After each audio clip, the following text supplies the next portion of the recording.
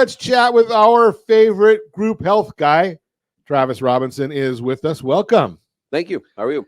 I'm doing great, man. Doing great. So now that the year end is over and all these group plans have renewed, now are you on vacation for the next 8 or 9 months? Well, so fourth quarter is extremely busy. A lot of businesses renew their benefits, and that's when people want to talk about health insurance and their increases and how do we help them with that. So and you got all kinds of free time because you're not doing anything with football then. Not right now, no. But no, I mean in the fourth quarter. The fourth quarter, no, we're a little bit busy, with renewals and coaching football. So yeah, that's my fourth quarter is extremely busy. Keeps you out of trouble. Keeps me out of trouble. Keeps me young.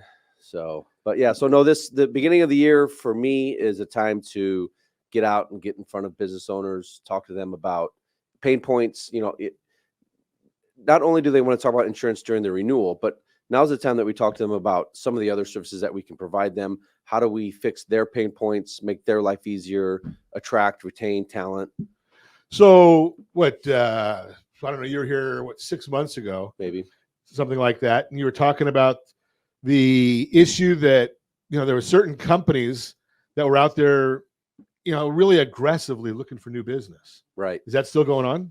Well, or does it just jump around? It jumps around. Most people will talk about their insurance when their renewal is, right? But what we want to do is educate them on some of the things that we can help them with. We can provide HR services. We can provide their employee handbooks at no cost. If you have 5 or more employees, you need to provide sexual harassment training. Is that to show them how to do it right or how to do it not to do it right? Right. I do not provide the training. We outsource that. We actually do it online. It's an online tool, and we have, I don't know the number. There's over 2,000 online trainings that we offer our clients. Wow. But sexual harassment is the most popular one, because if you have 5 or more, you have to provide it for your employees, and that's for your normal employees and then management as well. Is that a federal issue or a state? That's a good question. Okay. I don't know. Okay. I was just curious. I mean, because I don't have 5 or more employees, so it doesn't matter to me. Right. But I just am curious about it because you just wonder some of these things. I mean, because whenever you hear regulation, California obviously seems to lead the world in regulation. Sure. Yeah. So it's you're just wondering about the companies that are multi-state. So do you have differences for when you're dealing with a multi-state corporation? Do you have to have different handbooks or things to match whatever the state requirements are? Well, it really depends on where their home base is or headquarters is. Okay. And then we can, most of our businesses are headquartered here in California. Really? And have employees. Yeah. I mean, wow. Based off because of where we're located, right? So we don't market. Well, my wife's company, she lives here, obviously, and her company is based out of Wyoming. Yeah. Just for tax and strategic advantage. Well, it kind of comes down to also where the majority of your employees are. Okay. So we have a lot of businesses that she doesn't pay me, so I'm just slave labor. Yeah, right. But a lot of businesses are headquartered here, but they have employees that are in other states. Okay. And then so we can help them with that as well. Okay, so you can so healthcare is not just a single state issue. No, absolutely not. Well, it comes down to what your employer wants to offer, what they're paying toward the employee. And so it probably wouldn't do very good if you have Kaiser and if you live in North Dakota. No, you can't offer a plan. It's got to be a PPO plan to your out-of-state employees. You can't offer Kaiser. Oh, okay. So it's got to be PPO. Mm-hmm. So that means it's going to be a little more expensive there than a little bit more, but an HMO type. Yeah, because your rates are generated off of your age and home zip code. So if you live out of state, we can't put you on an HMO that's California based. So we'd have to put you on a plan that matches where you're at. Okay, that's an interesting one because and then what if all your people are old like me? Well, then your rates are higher. Rates are higher until we all get off of it and go on Medicare. We transition you over to Medicare, and we've got specialists that do that as well. Okay. Yeah. So right now you're out promoting the ancillary services that you the value adds, added benefits, right? And then we try to find pain points. So people will get referred to a lot of businesses, and they're saying, "Hey, we haven't looked at our employee handbooks in 3 years." So we'll kind of come in there and kind of give them a demo of the services that we can provide. And how often are you supposed to look at your employee handbook? Once a year. Once a year. Annual updates. And then your employees should be signing them on an annual basis. So all of our technology is paperless, well, obviously, but employee handbooks, any documentation is paperless. So we're not killing a bunch of trees. You know, the employees can look at their iPhone, review it on that, or review it on any type of computer, and then they can sign it digitally. So then you've got a list of all of your employees, who's reviewed it, you know, if they're 50% done with it, or if they haven't even started it. Oh, so they make sure that you actually go through the pages, not just jump to the last page. Well, you can do that, whatever the employees want to do, but they have to review it and sign it. And we have to have that. It has to be documented. We have to have it documented. I can't say documented. Documented. Sorry, you have to have it documented. So that seems like it's probably pretty simple because, you know, when I do my health care for my company, or when I did, basically every year you're having your employees go through that whole open enrollment process. Right. So you just stick that as part of your last, you know, one of the steps of the open enrollment. For sure. And that's kind of what we do. We can do push notifications, so we can let the employees know, hey, this is something we need to get these 5 things done, and it's on you to do it. But if it's not done, the business owners can get in a lot of trouble. Yeah, that's an easy thing to do in California for business owners to get in trouble. So if you want more information on this, give me a call at 800-306-1990. I'll put you in touch with Travis Robinson, Maxwell Agency. Continue our conversation this morning. Travis Robinson is with us. He's from the Maxwell Agency, and we're chatting about group health. But you know something? I'm going to suggest group health is group health is group health, right? So you go and you get a policy, and you know you find out, okay, I'm with Anthem or I'm with Blue Shield, and I've got 75 different options that I don't understand any of them. But as a business owner, what's really important? Well, you need to know what's best for your company, but there's other things that some companies do, not all of them, and that's what really separates. It's like with our mortgage company, right? Every company has green money. Almost every company is following Fannie Mae guidelines, Freddie Mac guidelines, HUD guidelines for FHA and VA. We're all doing the same thing. The difference becomes, you know, what are the extras that the company, the individual brings to the table? And over the years that Travis has been coming in, that's one of the big things that I've seen as a consumer advocate and as a business owner, as you look at it and say, okay, now I don't have to worry about that employee handbook. Now I don't have to worry about sexual harassment training, because if I give that information out, if I'm allowed to, and I don't know if I'm allowed to, but if I give that information out, then I have to go get trained on it, which takes time away from my business. I have to make sure I'm doing it the right way. I have to stay up on top of all of the regulations and guidelines and laws and other garbage that I don't want to deal with. Yep.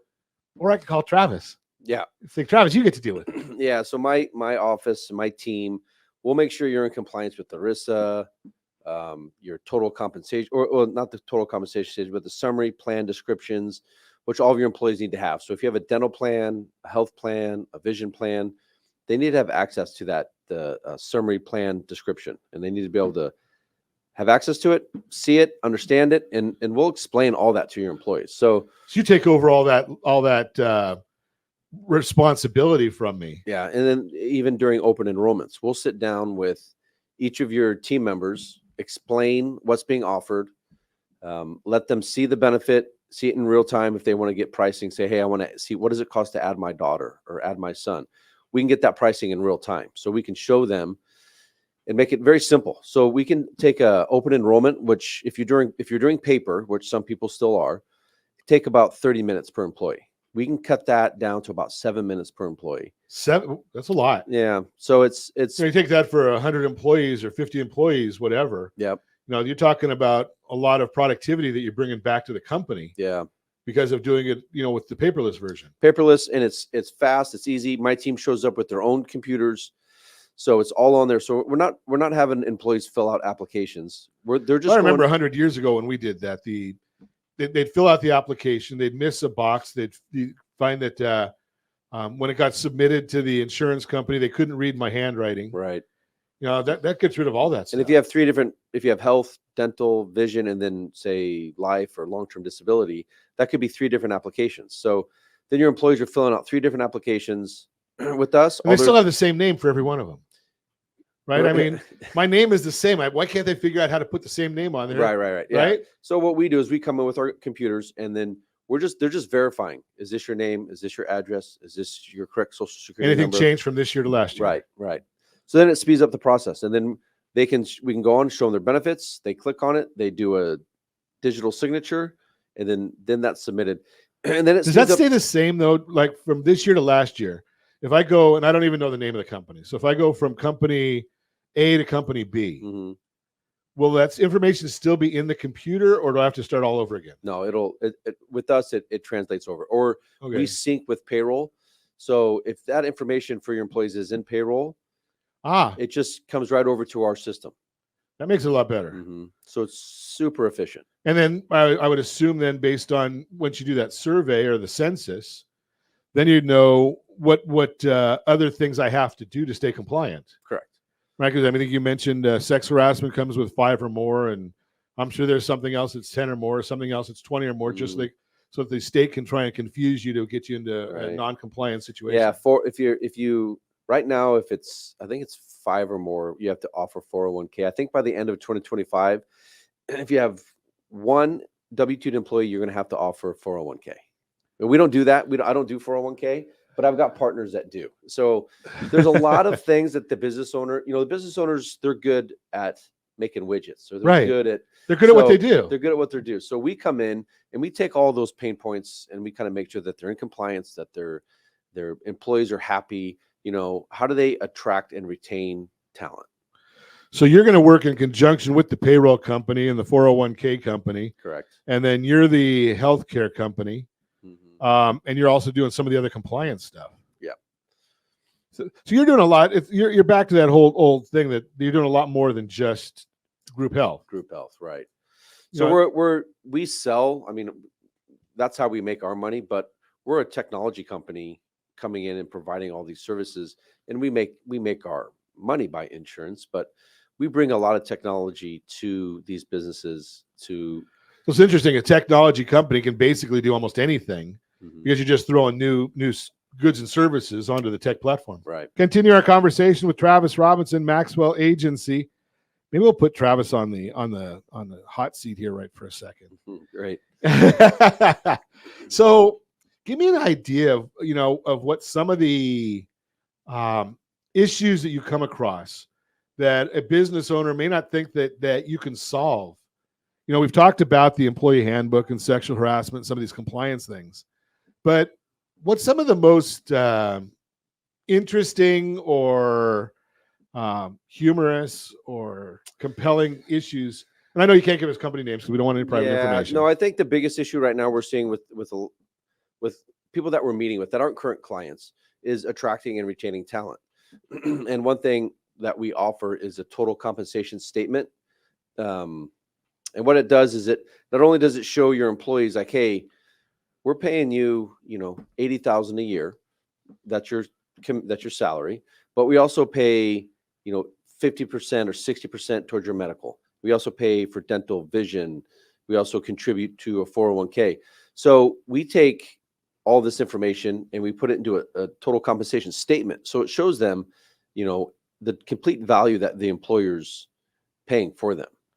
That's a big issue right there. And I've often wondered, because no one was doing that when I had my companies back around the turn of the century. You look at it and say, okay, the employees say that they're getting paid, back then, I don't know, $10, $12, $15 an hour, whatever it was. Right. But it looked to us closer to $25 or $30 an hour. So yeah, this report kind of shows them, hey, and if they come to you and say, hey, I need a raise, it says, well, this is actually what you're being paid.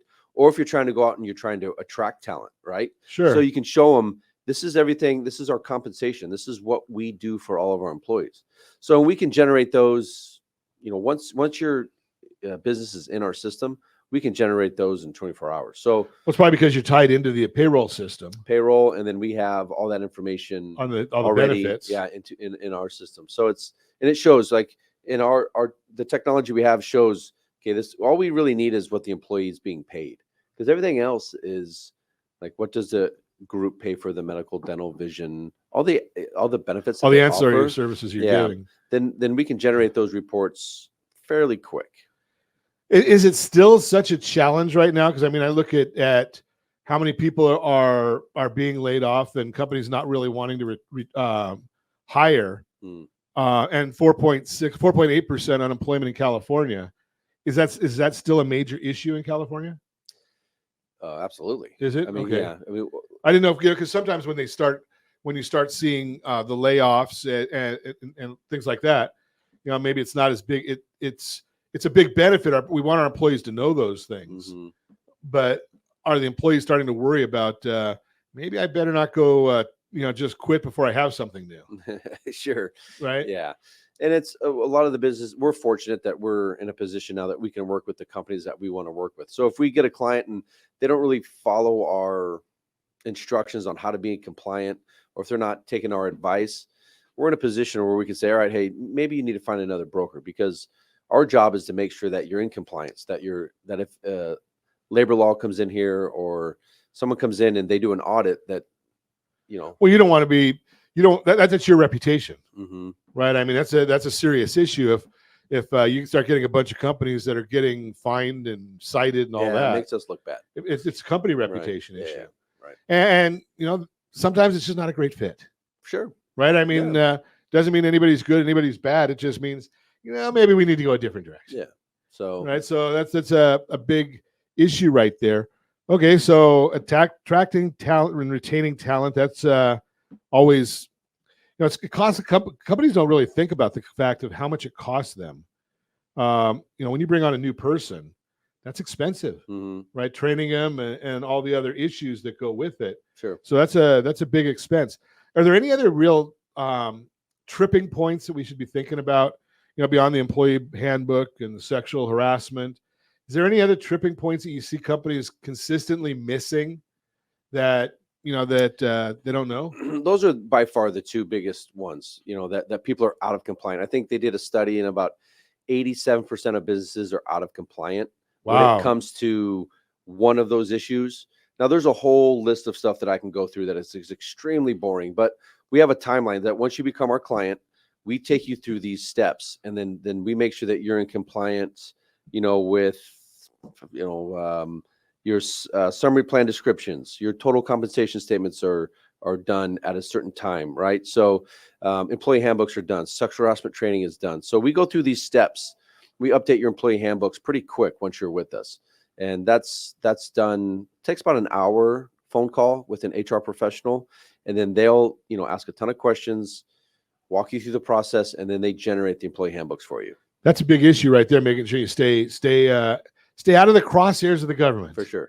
Right. I mean, because again, like you mentioned in the last segment, are you dealing mostly with the small to mid-sized businesses, or are you dealing with the Fortune 500s? We do no Fortune 500s, but we'll do everything from, my smallest client is 2 employees. Okay. And my largest client is around 1,000.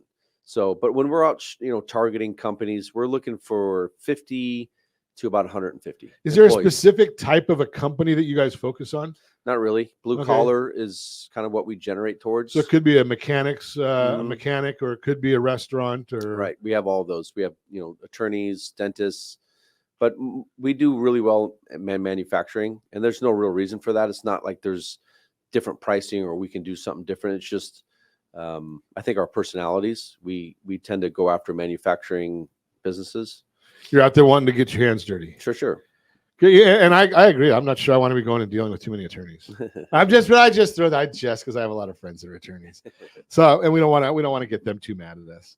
But that's a big number, 87% out of compliance. Right. And do you think that is intentional or just ignorance? No, I just think they don't know what they don't know. Right. So they're not aware that this needs to be done, or they're not aware that their employees need to sign this on an annual basis. So that's where that's our job, is to make sure, like, hey, this needs to get done by this date. I have a whole HR compliant calendar that I can send out to people and say, hey, this needs to be done by this date. And it shows on the calendar, like, this is what needs to be done, and this what by the date it needs to be done by. Now, you also mentioned to me that you do something I'm a big fan of. and that is going out there and getting into the community and helping out some of the nonprofit organizations. Yeah, so this started, I've coached football for 20-something years, and my son plays baseball at a local high school. And so we give back. We give back reoccurring monthly donations. If I get introduced to a business by a booster member and you're associated with Brea Baseball, I'm going to give back a monthly donation to that nonprofit, to that local high school, to any charity that you have a cause or that you're associated with.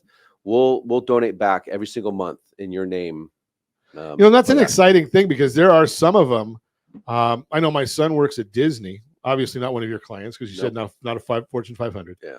But they have a matching program to certain charities where if he gives a certain amount, if he gives up to a certain amount to a charity, Disney matches it. So Really? It's kind of very similar. Nice thing. Like I said, I coached in high school football for so long, and then having a son in youth sports, I understand what it costs to run a program.